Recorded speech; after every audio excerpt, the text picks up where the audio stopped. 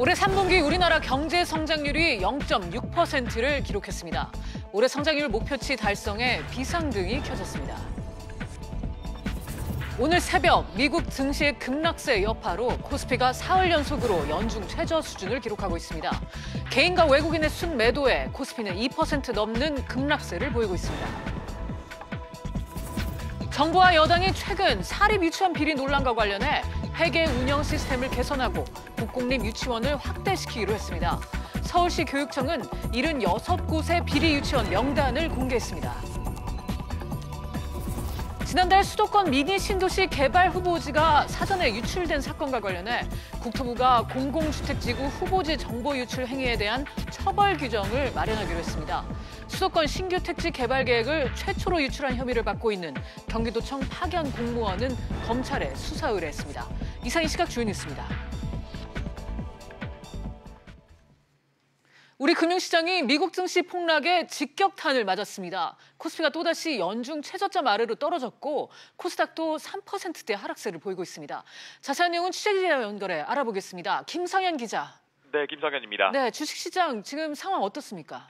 네, 코스피는 현재 2%대 하락세를 나타내며 2050선 아래로 떨어진 상태입니다.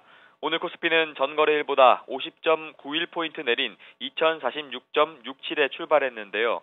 코스피가 장중 2050선 아래로 떨어진 건 지난해 1월, 11월 이후 처음입니다.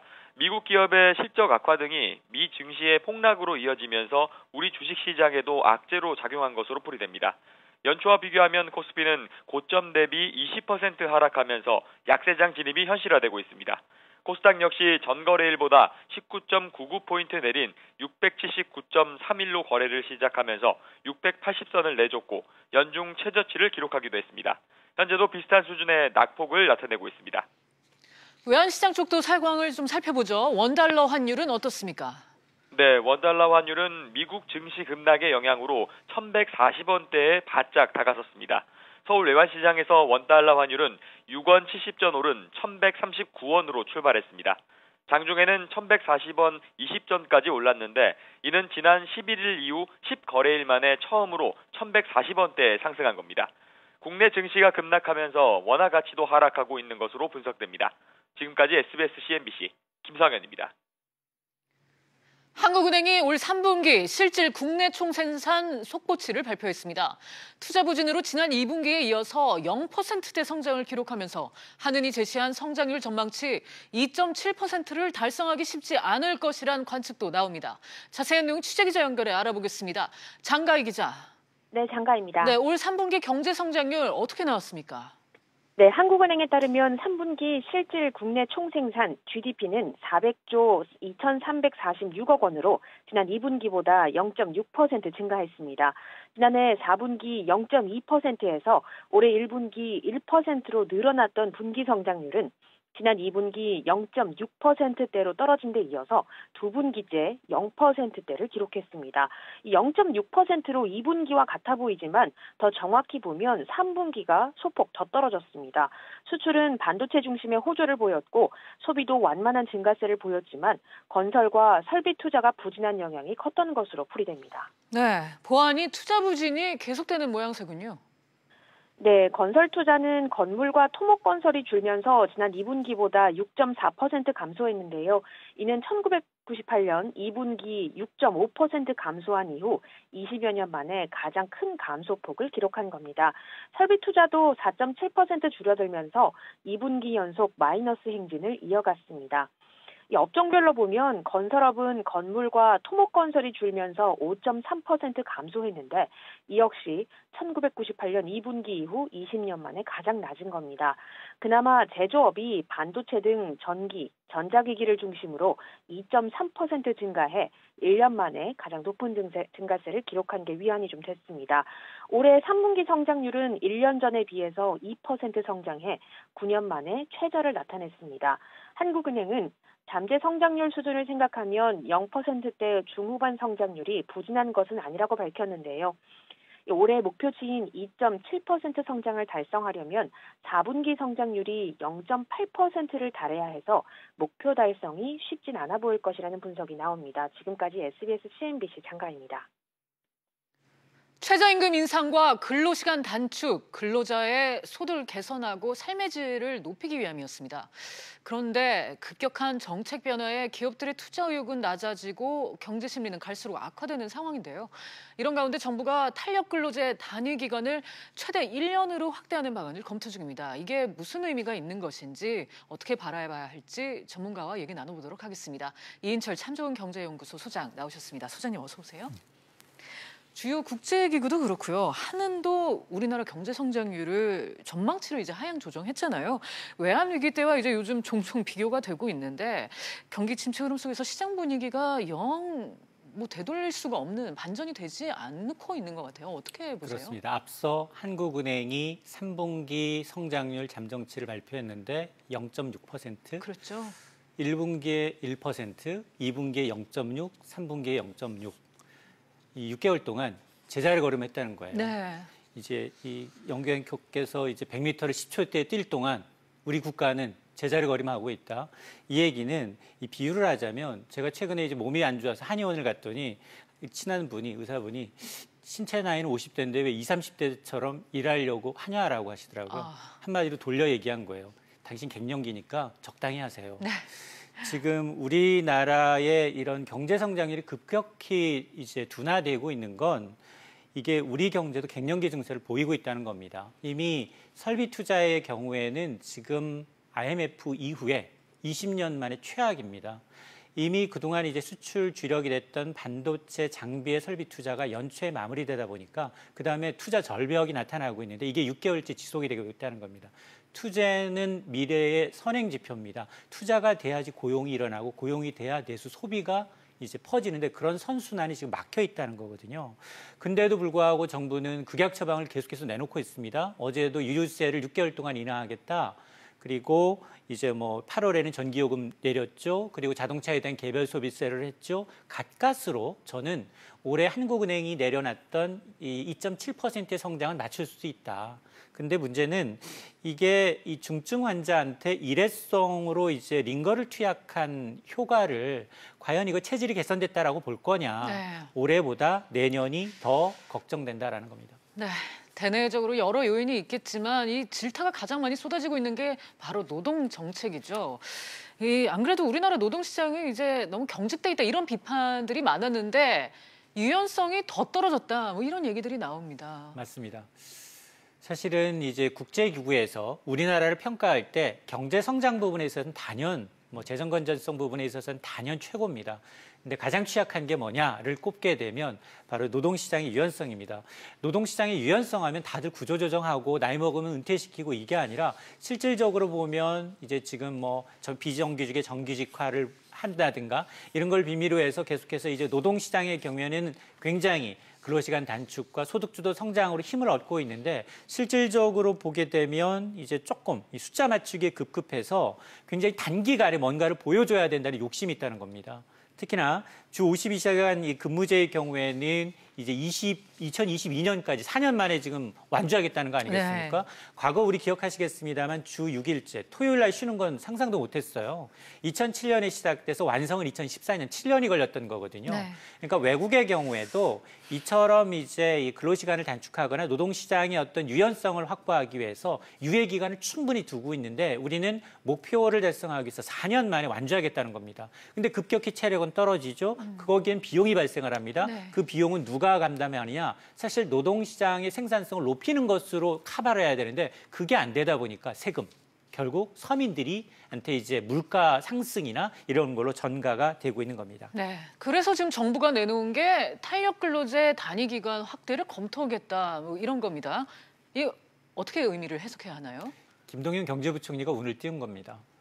그동안에 사실은 이제 이 규제 쪽보다는 오히려 이제 성장을 주도하기 위한 소득주도 성장을 주도하기 위한 여러 가지 대책을 내놨었다면 이 투트랙으로 가겠다는 거예요. 네. 그동안 이제 청와대와 이제 정부의 경우에는 근로시간 단축이라든가 소득주도 성장 계속해서 밀어붙이겠다라는 거였지만 그러나 지금 나타나고 있는 실물 경제 지표들이 너무 안 좋으니 그 파장을 아직은 소득주도 성장이 원인이다라고 얘기는 하지 못한다 하더라도 지금 정말 어려운 이 분들, 중소 현장에서 일하시는 분들 것들, 굉장히 이제 현행 근로기준법상 주 52시간을 초과해야 되는 것들, 게임으로 이제 굉장히 개발을 한 부분에 이제 역량을 집중해야 된다거나 아니면 건설업체의 경우이거나 뭐 IT 기업들 이런 경우에는 굉장히 몰아서 일해야 할 수 있어야 되거든요. 그러면 초과로 근무하되 주 단위 내지는 3개월 단위로 주당 근무 시간 52시간만 채우게 되면 이런 이제 이 보완하기 위한 현행 이제 최장 3개월인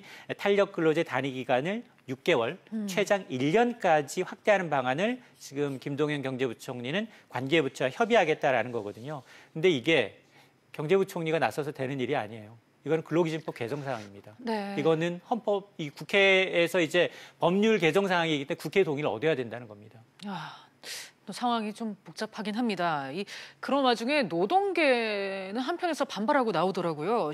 일자리 창출에 역행하는 효과를 줄 것이다. 이런 비판이던데 이건 또 왜 그런 겁니까? 맞습니다. 이 노동계의 경우는 올해 이제 내년도 최저임금 인상안도 마음에 들지 않아요. 거기다가 계속해서 유연근무제를 도입하라라는 기업들의 압박이 있어요. 이렇게 되면 야 우리는 지금 OECD 국가 가운데 멕시코 다음으로 한 해에 300시간 이상 더 일하는 국가야. 지금 만약 정책 초기 지금 시행되는 첫 해임에도 불구하고 이렇게 옆에 있는 자꾸 기업들의 요구를 받아들여주게 되면 당연히 장시간 노동 문제로 인한 이 문제는 해결될 수가 없다라는 겁니다.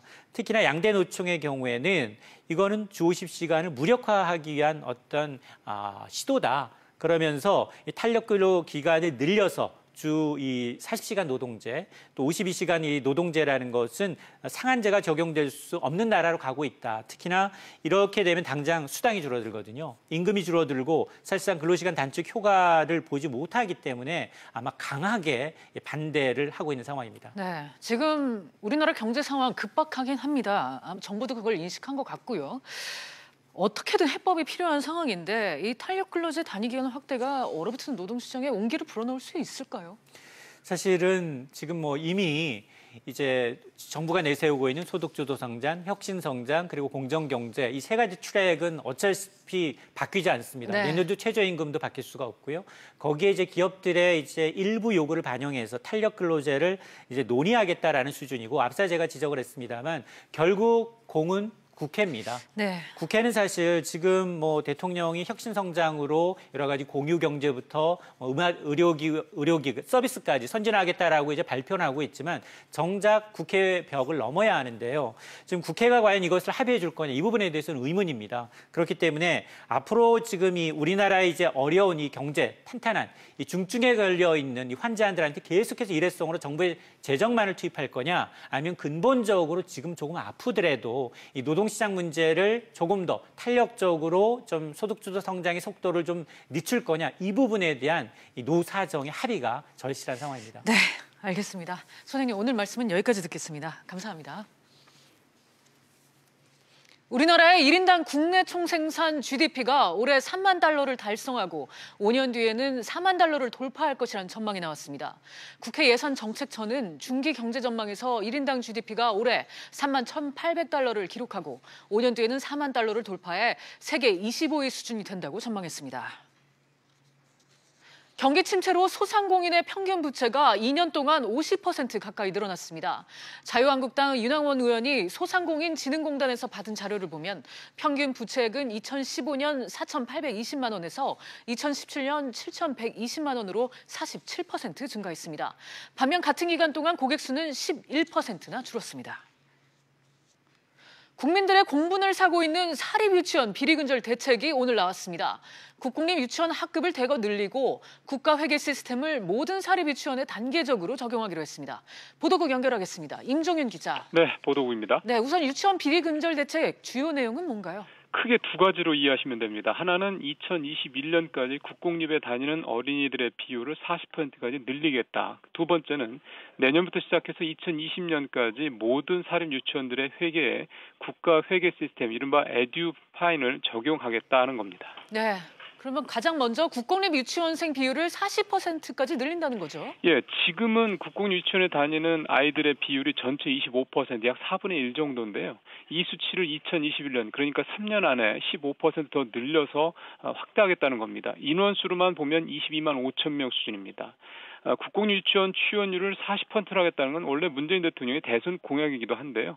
원래는 2022년 그러니까 문 대통령이 임기 마지막 해에 달성하겠다 한 건데 이를 이번 사태를 계기로 1년 당기겠다라는 얘기가 됩니다. 네, 국가 회계 시스템도 당장 내년부터 적용이 되죠? 그렇습니다. 일단 내년에는 좀 규모가 큰 유치원들부터 시작을 하고요. 2020년, 그러니까 내후년에 모든 유치원에 적용하겠다는 게 정부와 여당의 생각입니다.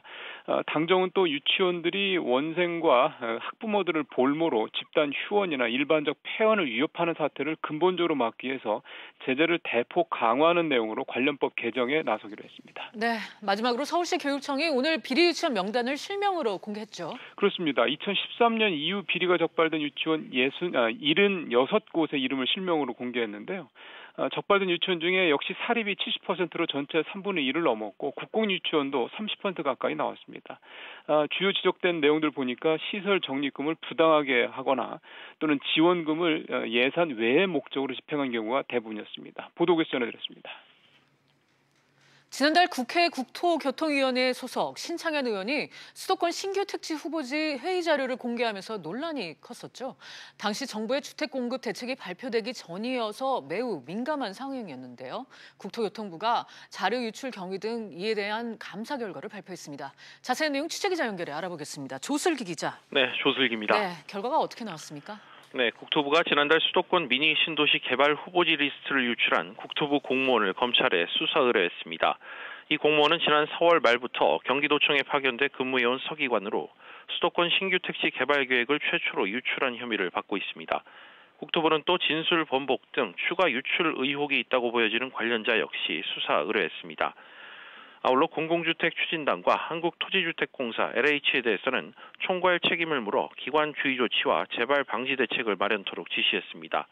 또 비공개 회의 자료를 회수하지 않은 LH 직원 3명을 문책하고 자료를 만든 기관 동의 없이 신창현 의원에게 건넨 과천시 공무원, 또 경기도시공사 직원을 각각 경기도에 통보해 조치를 요구했습니다. 네, 이런 사고가 재발되지 않도록 방지하는 게 더 중요해 보여요. 네, 국토부 역시 이번 일을 계기로 공공주택지구 후보지에 대한 보안관리 강화 방안을 마련했습니다. 현행법상 국토부 장관에게만 적용되는 정보누설 방지 조치 의무를 지자체와 지방공기업 등 관계기관으로 확대하기로 결정했습니다. 또 공공주택특별법에 후보지 관련 정보 유출 행위에 대한 처벌 규정을 신설하기로 했습니다. 이 밖에도 택지개발 후보지 발굴에서 지구지정 주민 공람시까지 보안 전반을 강화하는 업무상 지침을 조속히 제정하기로 했습니다. 지금까지 SBS CNBC 조슬기입니다. 부동산 신탁은 부동산 관리나 임대는 물론이고 개발까지 위탁받아 사업을 운영하는 일종의 종합부동산 서비스 사업이라고 보시면 되는데요. 정부가 이런 사업을 진행할 수 있는 부동산 신탁사 3곳을 10년 만에 인가할 방침입니다. 취재기자 연결해 자세한 얘기 들어보겠습니다. 이대종 기자. 네, 이대종입니다. 네, 정부가 부동산 신탁사 3곳을 새로 인가할 예정이라고요? 그렇습니다. 금융위원회는 최근 정례회의를 열고 부동산 신탁회사를 최대 3곳 인가하기로 결정했습니다. 새로운 회사가 진입했을 때 시장 경쟁에 미치는 영향 등을 고려했다 이렇게 밝혔는데요. 그동안 부동산 신탁사는 지난 2009년 이후 새로운 진입 없이 11개사 체제를 유지해왔습니다. 네, 새로운 회사가 시장에 진입을 하면 곧바로 신탁과 관련해서 모든 사업을 진행할 수 있게 되는 건가요? 그렇지는 않습니다. 상대적으로 리스크가 있다고 보고 있는 차입형 토지 신탁 업무는 제한하기로 했습니다. 다만 인가를 받은 후에 2년 동안 금융당국에서 기관 경고 등의 조치를 받지 않으면 따로 인가 절차를 받지 않더라도 토지 신탁 업무를 진행할 수 있는데요. 금융위는 다음 달 26일부터 27일 예비 인가 신청을 받는 것을 시작으로 신규 인가 절차를 진행할 예정입니다. 네, 이렇게 새로 열리는 시장에 뛰어들 후보군들은 있긴 있습니까? 그렇습니다. 일단 금융업계가 적극적인 모습입니다. 그동안 KB금융지주와 하나금융지주가 이 사업을 통해서 적잖은 수익을 거두자 다른 은행 지주사들도 인가를 받기 위해서 적극적인데요. 일단 NH농협금융지주와 지주사 전환을 또 추진 중에 있는 우리은행도 관심을 갖고 있는 것으로 알려졌습니다. 이와 함께 이 분야에서 전문성을 보일 수 있는 건설업계 역시 신탁업 진출에 관심을 기울이고 있다 이렇게 전해지고 있습니다. 지금까지 SBS CNBC 이대종입니다. 서울시가 국토교통부와 공동으로 토지뱅크를 세워 내년까지 사회주택 1,200호를 공급합니다. 토지뱅크는 개별 개발이 어려운 유휴 토지와 공공토지를 미리 확보해서 관리하는 방식으로 SH공사와 주택도시기금이 1대2로 출자했습니다. 독일 자동차 BMW 리콜 사태가 우리나라에서 전 세계로 확대되고 있습니다. 독일 BMW 본사가 전 세계에서 160만 대를 추가 리콜하기로 결정했습니다. 화재 위험을 예방하기 위해서인데요. 취재기자 연결해 자세한 내용 알아보겠습니다. 안지혜 기자. 네, 안지혜입니다. 네, BMW 본사가 전 세계에서 추가 리콜에 들어간다고요? 네, 그렇습니다. BMW 독일 본사는 현지 시각으로 23일 전 세계에서 160만 대로 리콜 범위를 늘린다고 밝혔습니다. 배기가스 순환 장치 EGR 결함으로 인한 화재를 예방하기 위해서인데요. 리콜 대상은 2010년부터 2017년 사이에 제작된 4에서 6기통 디젤 엔진 장착 차량입니다. 달리는 불자동차 리콜은 지난 7월 국내에서 시작됐습니다. 8월까지 한국을 포함한 아시아와 유럽에서 48만 대를 리콜하더니 이번에 160만 대 추가 리콜에 나서면서 다 합치면 전 세계에서 총 200만 대를 넘어섰습니다. BMW 측은 문제가 된 EGR을 점검하기 위한 캠페인을 진행하는 한편 결함이 있는 부품을 모두 교체할 계획입니다. 그러니까 결국은 화재 위험이 한국에만 국한된 문제가 아니었던 거네요? 맞습니다. 지난 8월인데요. 국내에서 리콜이 한창 진행 중일 당시에 BMW 독일 본사 대변인은 한국에서 유난히 화재가 집중된 게 한국인 특유의 운전 방식이나 또 교통 상황 때문일 수 있다고 말해 논란을 일으켰습니다. 하지만 이번 리콜 확대로 본사 입장이 궁색해졌습니다. 한편 국내 수입차 판매 순위 부동의 2위였던 BMW는 지난달 3위로 내려앉았습니다. 지금까지 SBS CNBC 안지혜입니다. 서울시는 내년부터 서울 택시 기본요금을 3,000원에서 3,800원으로 27% 인상한다고 발표했습니다. 심야 할증 기본요금도 5,400원으로 50% 인상하고 심야 요금 적용 시간은 밤 11시로 1시간 앞당길 계획입니다. SK하이닉스는 지난 3분기 6조 4,700억 원의 영업이익을 기록해 영업이익 최대 기록을 한 분기 만에 새로 세웠다고 공시했습니다. 매출액은 11조 4천억 원, 순이익은 4조 6천억 원으로 역시 최대를 달성했습니다.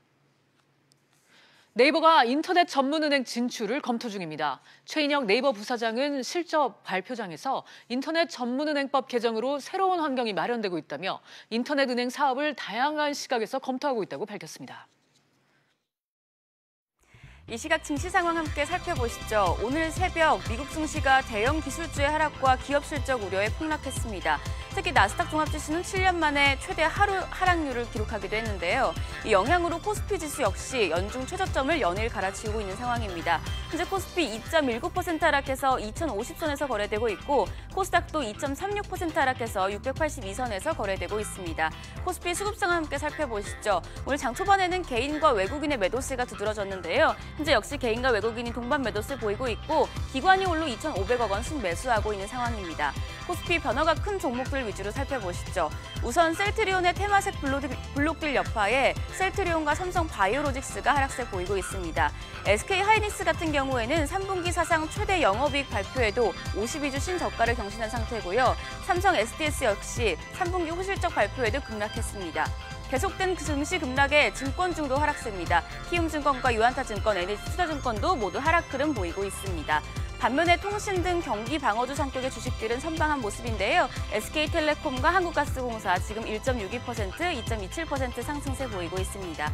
코스닥 수급 상황으로 보시죠. 코스닥 역시 개인과 외국인의 매도세가 두드러졌었는데요. 현재 개인이 홀로 2천억 원 순매도하고 있고 외국인과 기관의 동반 순매수세 이어지고 있습니다.